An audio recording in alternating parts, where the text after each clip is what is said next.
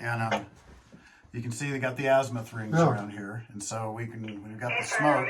And you're welcome to come. Go and take. You can push it, line up through here on the smoke, and then our little cursor tells us what the azimuth is. That's cool. We can even go down to minutes, but if we use the veneer. Thank you. The veneer there.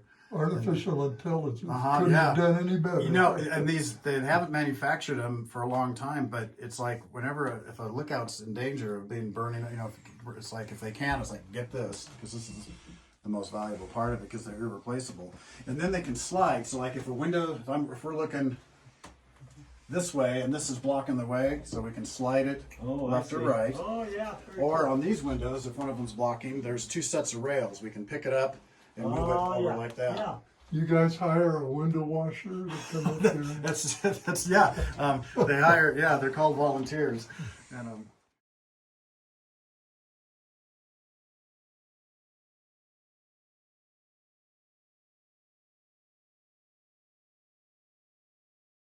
Fell straight down, broke a bottle, had to go to the emergency room, ruined our picnic, never got to drink the beer. So it's got to be stronger. Now the other thing, you can get by without an abrading tool by just breaking up an emery wheel. okay. In fact, that's what I did. Now it's coarser. See, I'm knocking flakes off. Okay, yeah. See, And then there's some basic rules. Concavities. You can't send flakes into a concavity. You learn about surface terrains. What we want is convexity. okay. We want it curved. When it's curved, and we don't want any little crack, any little steps or anything in it. Where I'll show you what that is here in a second. And now you're just kind of knocking off the sharp points that I'm you don't just want to cut getting ready yourself to with. I'm just getting ready to show you what. The other thing that's real important is you want to hit on surfaces that are less than 90 degrees. Okay. And you hit down. I think actually the best way to learn this is to do what's called zigzag. And I think actually the best way to do this would be pressure flaking on a small flake. But I'll try to show a little bit of what zigzag is on this, okay? Now this is what we call a platform. Okay. Here. And if you look at the angle, it's less than that. You're talking this. 90. I'm going to try to hit. Right, this angle here, see how right? This is low. Yeah, yeah. The other thing is you try to hit below center line. Okay. Somewhere there's an arrowhead in Right, there. You okay. try to visualize where All right. it's on center line where that thing might be. And then you remove everything else. Okay, now I hit on that. And the flake comes off on the bottom. Oh, wow. So there's my flake, and that came off clean. The other thing, flakes like to travel a ridge. Okay. So I can see I got another platform here. Okay. See that little lip? Yeah, I do. And it's dull. I'm going to make sure that it's dull enough. And I'm going to back it up with my fingers underneath.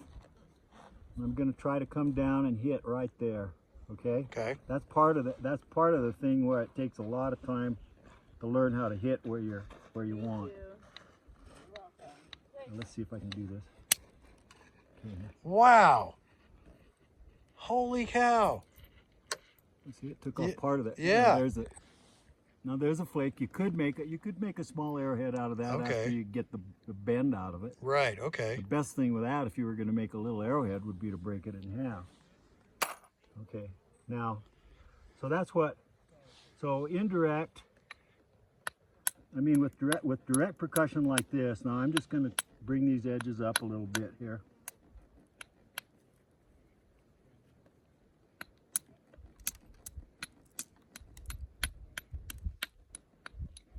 What we're trying to do is make what they call a preform, but we're not going to get that far with this today. And that's can you get it almost to the shape you want, then you just start working it thinner, I assume. Yeah, you get it to a shape, and you shift off to a different tool. Now I'll show you the other long enough so you braid it so it's got a little foot on it. Okay. And that's where you're hitting is on that? I'm Okay. gonna try to hit right on there. Okay. And since now I put my bit on there, and then the other thing, this is where so much of it, This is where you're going to spend months, even years, to get to where it's doing what you want a lot of time. What controls this is the angle that you're holding here, Okay. including That this one, way, okay. and including the way that you hit. If I hit straight down, or I hit like this, or I come in like this, Okay. it sends. They talk about sending a flake. Okay. Okay. Now I want it. This is way low. This is way at the bottom of it. Okay. So, but it is going to take a flake off, I'm sure. So I'm on it, and I've backed up. Nothing. It slipped off. Slipped off again. Okay, there I got the flake. You got the little time. flake there, yeah. And see it. Yeah. You know, see it terminated with a little, what they call a little step. See Okay. that little? Uh-huh. Those are going to drive you crazy. Okay. Because you can't keep hitting into those. And if it's real sharp, you want to dull it with a little piece of. So I'm just going to go across here so you can see what that looks like.